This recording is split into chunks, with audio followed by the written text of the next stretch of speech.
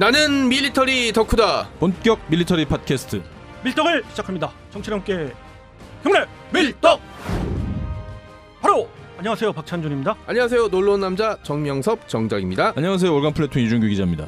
네, 이렇게 밀떡이 시작됐습니다.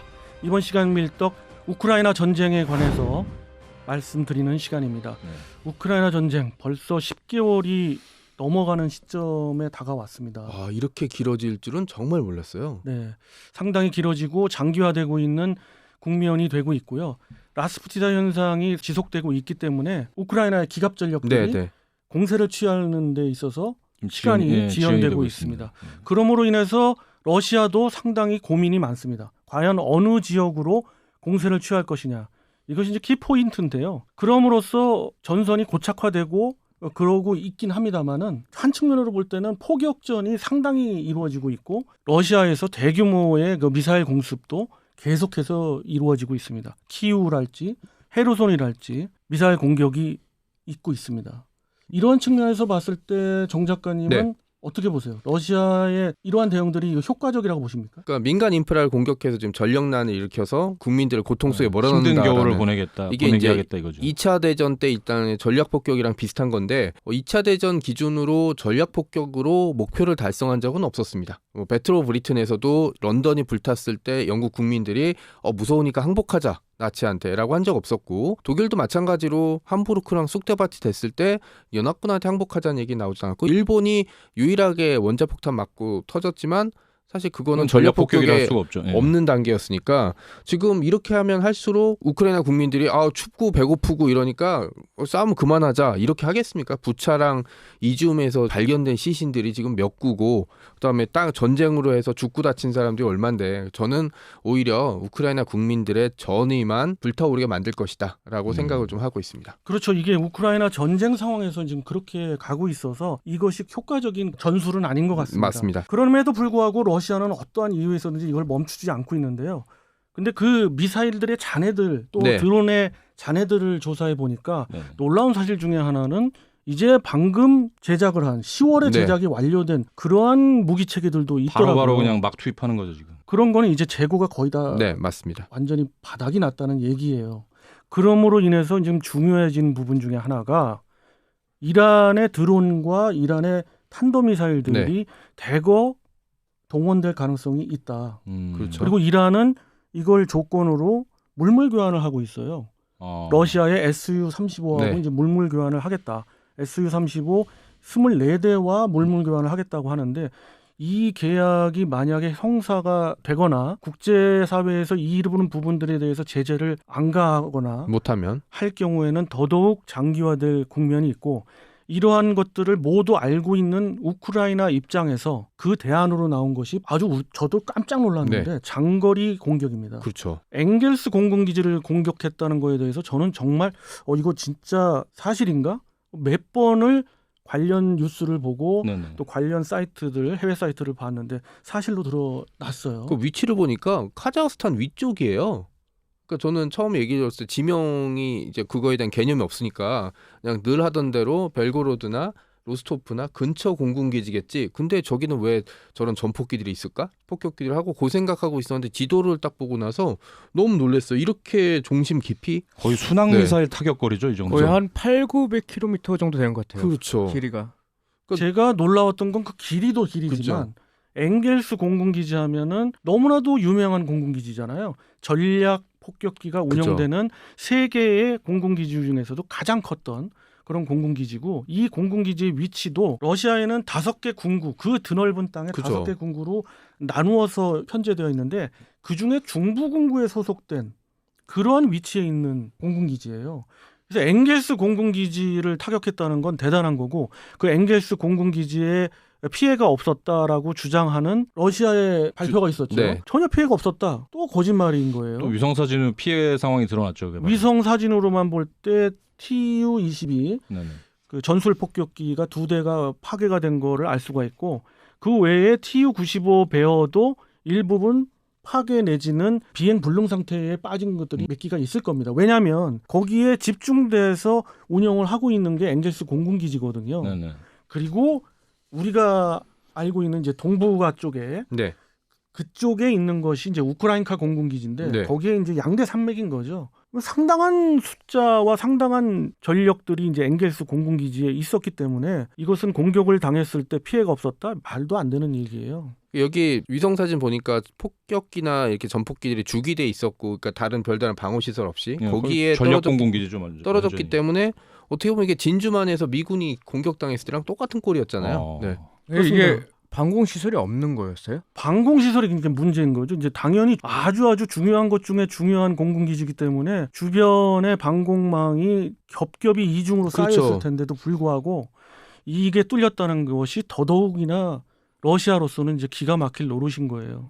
그리고 그것을 바라보는 제3자의 입장에서도 야, 정말 러시아 러시아가 방공망이 허접하구나. 정말 그건 여기까지 날아갔다는 것도 좀 놀라운데, 그거야 뭐 무인 드론을 사용했다고 했지만 그게 무슨 순항 미사일이나 초음속 미사일도 아니고 막 스키밍해서 날아가진 않았을 거 아니에요. 그러니까 어느 정도 고도로 날아갔을 텐데 이거를 국경선도 그렇고 공군기지 근처에서 전혀 탐지를 못했으니까 탐지와 그냥 요격에 실패했다는 건 거의 치명적인 실수죠, 어떻게 보면. 그렇죠. 이거를 보게 되면은 러시아의 방공망이라는 게 생각보다는 관련한 무기 체계에서는 이제 네트워크 기능이 없어요. 네, 그러니까 네. 말씀대로 지령을 받아서 뭐 네. 다른 지형으로 이렇게 지형 회피를 해가지고 간다거나 이런 거 전혀 없고 스키밍 얘기하셨는데 이 부분도 당연히 할 수가 없어요. 기술을 갖고 있는 거기에 이제 장착된 장비가 없기 때문에 러시아는 지금 당장 전쟁이 끝나도 지금 어마어마하게 사실 손해를 본 게, 전쟁을 벌이지 않았으면 야, 이 물량의 러시아군, 환상의 러시아군 막 이런 이미지들을 쭉 가져갔을 거 아니에요. 근데 전쟁에서 온갖 삽질도 다 하고 엥겔스 기지까지 이렇게 공습을 당한 거 보면 야, 핵 빼고는 껍데기 아니야?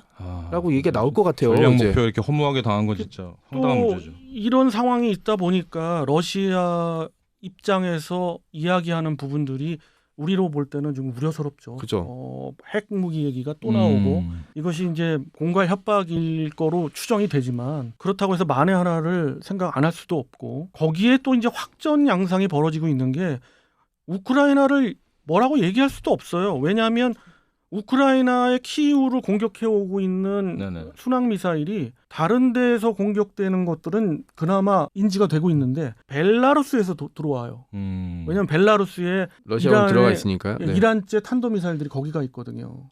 그렇기 때문에 거기에서 날라오는 것들. 근데 그것을 그대로 맞게 되면은 우크라이나 입장에서는 안 되잖아요. 뭐 피해가 계속 늘어가고 있는 상황이니까. 그러니까는 지금 아주 따끈따끈한 뉴스로는 벨라루스에 공격을 가했어요. 공격을 가해서 그게 상당한 수준의 파괴가 되는 사진들이 올라오고 있는데 이게 유폭이 됐나 봐요. 그러니까 거의 엄청난 탄약고였거든요. 럭키샷이네요. 완전 럭키샷이죠. 야. 그래서 유폭까지 돼가지고 완전 초토화가 됐다는 그런 뉴스도 올라오고 있습니다. 벨라루스는 어떻게 보면 이건 참전 핑계가 될 수도 있는 상황인데 그거에 대해서는 좀 얘기가 많이 없더군요. 그렇다고 해서 벨라루스가 쉽게 참전할 수는 없을 거예요. 왜냐하면 참전 순간 이제 나토가 가만히 있지는 않을 거고 이제 확전이 되는 거죠. 그거를 러시아가 그럼에도 불구하고 재래식 무기로서는 이제 두 손 두 발 다 들었기 때문에 확전을 결정해서 확전이냐 마지막 핵카드냐. 그렇죠. 갈 거냐 그런 부분도 근데 어차피 벨라루스가 안심합니다. 뭐 러시아는 아니니까, 그죠? 독자적인 국가, 뭐 통합 얘기가 나오고 있지만 뭐 독자적인 국가이기 때문에 벨라루스 지키기 위해서 핵무기를 사용한다는 좀 앞뒤가 안 맞을 것 같아요. 벨라루스를 지킨다기보다는 이제는 순항 미사일이나 탄도 미사일 그 외에 각종 이제 드론들이 떨어졌어요. 다 그렇죠. 재고가 거의 다 떨어졌기 때문에 이 부분에 있어서 이란의 드론과 탄도 미사일을 재고를 쌓아놓고 다시 공격할 수 있는 하나의 방편으로 벨라루스를 택한 거거든요. 네. 왜냐하면 키이우하고 가깝기 때문에. 근데 이제 이 부분에 있어서 계획이 완전히 틀어지니까 이제는 마지막 갖고 있던 카드, 재래식 무기의 카드도 점점 희망이 없어져가는 거예요. 장수가 떨어져가고 그럼 마지막 맨 밑에 나온 밑장을 뽑게 되느냐 하면 그건 정말 지옥문이죠. 그 밑장도 멀쩡할지는 모르게 될 것 같고, 그다음에 벨라루스로 확전이 되게 되면은 더 많은 탄약과 미사일이 필요하게 될 텐데 러시아 입장에서는 이것도 이란에 계속 손 벌리긴 좀 뭐 할 것 같고, 이제 북한한테 또 매달리려는 모르겠네요. 그것도 이제 다른 문제보다는 저는 그게 제일 변수인 것 같아요. 북한은 152mm 포탄하고 네네. 122mm 포탄이 일부가 들어간 걸로 확인이 됐습니다. 근데 열어보니까 참 기가 막히다고 하더군요. 아, 상태가 안 좋아요. 네, 상태가 굉장히 안 아. 좋기 때문에 기가 막히다고 하는데 뭐 그거는 둘째 치더라도 이러한 부분이 가장 그 핵심이 되고 있고요. 또 하나는 크림반도입니다. 네. 러시아가 진짜 결사항전으로 크림반도는 지키겠다는 의지를 보이고 있어요. 심지어 푸틴이 크림반도까지 가지 않습니까? 네. 이런 상황이라면은 상당한 방어망을 남쪽으로 더 물릴 것 같은데 네. 이것이 러시아에서의 어떤 전술적 측면에서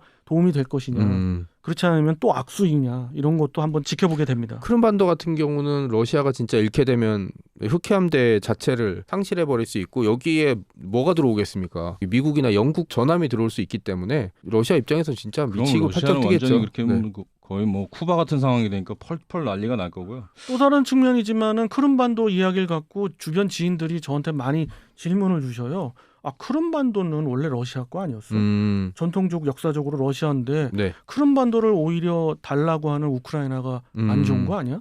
이렇게 또 이야기도 네네. 하셔요. 근데 어떻게 보냐의 입장인데 제가 볼 때는 얘기가 또 그때 나오게 됐죠. 제가 볼 때는 크림반도는 계속해서 우크라이나 땅이었고 네. 그 우크라이나가 있었던 것을 러시아가 합병한 거기 때문에 그렇죠. 다시 돌려줘야 되는 게 맞다고 봐요. 저는. 국제 정세라든지 이런 거 되게 어렵고 되게 딱딱하고 재미없고 이러긴 한데 균형과 견제라는 게 어떤 역할을 했는지 저는 이번에 깨달았어요. 이게 누군가의 욕심을 부리고 그 사람의 야심대로 한국과의 군대가 움직이게 되는 순간 사망자가 몇 명이고 이게 입은 피해가 얼마고 이게 복구가 진짜 몇십 년 안에 되지도 않을 거고 이 전쟁터에서 입은 사람들의 마음 그다음에 이걸로 인해서 서로 의심하고 파급되는 안 좋은 일들이 계속 생겨날 거 아니에요. 이걸 생각해보면 이 국제정세 그리고 여기에서 파급되는 균형과 견제 이게 사실 얼마나 중요한지 이번에 새로 한번 깨달았습니다. 그렇습니다. 우크라이나 전쟁을 통해서 깨달음을 많이 갖고 있고 기존에 알고 있던 것도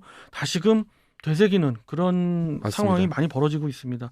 또 하나 바흐무트 쪽을 이야기해드리고 싶습니다. 지금 가장 전황이 뜨겁고 양측의 포격전이 심한 게 바로 바흐무트인데 사실 러시아가 또 어떻게 보면 무모한 짓을 계속하고 있어요. 바흐무트 시내 쪽으로 계속 병력을 집어넣고 있는데 네네. 바흐무트 북부 쪽과 서부 쪽 약간 고지대거든요. 그걸 감지하면서 거기서 포격을 하고 있는 게 우크라이나인데 거기다가 계속 집어넣고 있고 이상하리 많지 바흐무트에 집착을 하고 있어요. 그래서 그런지 우크라이나 군의 피해도 상당한데 네. 하지만 우크라이나군은 미군의 어떤 그 영향을 받았는지는 몰라도 굉장히 효율적으로 군을 운영하고 있는 것 같아요. 지쳐있는 군을 일단 교대를 시키고 다른 부대를 투입하기 시작했어요. 가장 비근한 예로 지금까지 엄청나게 잘 싸워왔던 93 기계화 여단을 이제 뒤로 물렸거든요. 이제 후방에서 재편성을 해라. 피해가 막심하긴 해요. 그렇기 때문에 24 기계화 여단이 이제 대신 들어갔는데 이런 식으로 로테이션? 군대를 효율적으로 운영하면서 동시에 러시아가 촉각을 곤두세우고 있는 것 중에 하나는 우크라이나의 공세의 주역이 될 수 있는 기갑 여단들이에요. 그렇죠. 그 기갑 행방을 여단들이 계속 찾고 있더라고요 지금. 8에서 많게는 10개를 보고 있는데 과연 어디에 공세를 취할 거냐. 지금 바흐무트 쪽에 가 있을까? 아니면 자포리자 쪽에 가 있을까? 아니면 헤르손 쪽에 가 있을까? 도네츠크도 가능성을 배제할 수 없죠. 어떻게 보면. 도저히 알 수가 없는 네. 거예요. 그래서 이러한 부분에 있어서 설왕설래가 많고 여러 가지 추측이 있는데 특히 러시아에서 추정을 하고 있는 거에 있어서 이번만큼은 러시아가 좀 추정이 맞지 않나 하고 있는데 왜냐하면 러시아가 그들도 가장 방어막이 좀 얇고 네네. 거기에 이제 배치된 러시아군이 거의 없는 지역을 예상하고 있어요. 뚫겠죠. 그게 이제 자포리자의 일부 지역인데 진짜 말 그대로 그쪽을 갈지 그렇지 않으면 우크라이나에서 공공연하게 공표를 하고 있는 뭐 바흐무트 쪽이랄지 북부 전선의 또 다른 쪽이랄지 동북부가 되겠죠. 네. 근데 사실 공세를 하는 입장에서 어디를 우리가 주력으로 뚫겠다라고 이야기하는 거 자체가 연막일 수 있잖아요. 그렇죠. 그렇기 때문에 이번만큼은 우크라이나 쪽에서 얘기하는 것보다는 러시아 쪽에서 얘기하는 게 좀 신빙성이 있지 않을까. 러시아 싶고요. 쪽 추측이 가능성이 높다. 네, 뭐 그렇게 본다 뿐이지 사실 어디로 들어올지는 아무도 모르죠. 지난번에 제가 멜리토폴이나 베르단스크 이쪽 라인을 뚫을 거 아니냐라는 생각을 했었는데 한 뭐 2주 사이에 좀 생각이 바뀐 게 지금 알게 모르게 도네츠크 쪽을 계속 공격하고 있거든요. 그러니까 도네츠크 쪽을 공격해서 이렇게 절단시켜버리지 않을까라는 생각도 좀 해보고 있어요. 그게 지금 어느 정도 의미가 있는 게요. 지금 루안스크 지역을 보면 아예 바그너 그룹 같은 경우는 바그너 라인이라고 해서 2차 대전 때 일본군이 했던 절대 국방권 같은 방어선을 만든 다음에 여기는 절대 못 넘어온다. 라고 공언을 하고 지키고 있거든요. 근데 지금 우크라이나 특수부대가 이쪽에 간헐적인 공격을 계속하고 있는 게 과연 이게 성동격서냐? 여기서 저걸 하면서 뭐 도네츠크나 멜리토폴을 노리는 거냐? 그거 지금 유의 깊게 보고 있습니다. 네, 그것이 키포인트고요. 하르키우에서 허무하게 물러난 거에 대해서 엄청난 피해를 입고 물러난 거에 대해서 이제는 모스크바 시민들, 일반 시민들도 알게 되었거든요. 그렇기 때문에 더군다나 이 지역, 바흐무트 지역을 굉장히 공세를 취하면서 여기에서 어떻게 성과를 거두어서 이것을 이제 무마하지 않을까, 거기서 이제 더더구나 집착을 하고 있는 것 같아요. 또 바그너 그룹의 어떤 요충지이기도 하고요. 하지만 이 부분에 있어서 전문가적인 입장이 아니더라도 좀 무모하지 않나 싶고요. 그런 측면에서 앞으로 있을 우크라이나의 그 공세가 성공을 해서 결국 네네. 봄에는 우리가 바라는 대로 전쟁이 좀 끝났으면 1주년 되기 전에. 네. 네. 사실은 지금이라도 끝내야 돼요, 러시아는. 왜냐하면 재래식 전력으로는 완전히 이제 무너졌기 때문에. 그런 이야기를 많이 러시아에서는 하는데도 불구하고 푸틴을 중심으로 한 러시아의 지휘자들 또 러시아의 지휘부들은 전혀 생각이 없는 것 같습니다. 공급도 안 되고 생산도 안 되는데 전쟁을 질질 끄는 거밖에 안 되는 거잖아요. 그러니까 공급이 안 되고 생산이 안 되는 게 무기랑 탄약이면은 사실 어디서 빌려오든 하면 되는데 가장 중요한 지금 인력들이 갈려나가고 있거든요. 그 러시아의 미래를 지금 블랙홀처럼 빨아들여서 전쟁터에서 죽은 사람도 그렇지만 지금 이 징집을 피해서 고급 인력들은 다 튀어쓰는 상황이거든요. 이미 30만 명이 해외로 도피를 했다고. 그렇죠. 그러면 이 사람들 전쟁 끝나고 돌아오려고 하지 않겠죠. 또 끌려 들어갈 수 있으니까. 그러면 러시아는 그 러시아의 미래를 지탱할 수 있는 고급 인력들이 사라져버린. 뭐 1차 대전 같은 제네레이션 킬이 되는 거죠. 이렇게 되면 정말. 가장 중요한 거는 전쟁이 끝나는 것이 우리에게 바람인 것 같아요. 젤렌스키 대통령의 바람까지 포함해서 이런 부분들이 모두 이루어지길 바라면서 이번 시간을 줄여보도록 하겠습니다. 다음 시간에 또 우크라이나 전쟁은 계속됩니다. 그래서 우크라이나 전황을 소개해드리고 여러분들과 이야기 나누는 시간 갖도록 하겠습니다. 청취자 여러분께 경례 밀떡!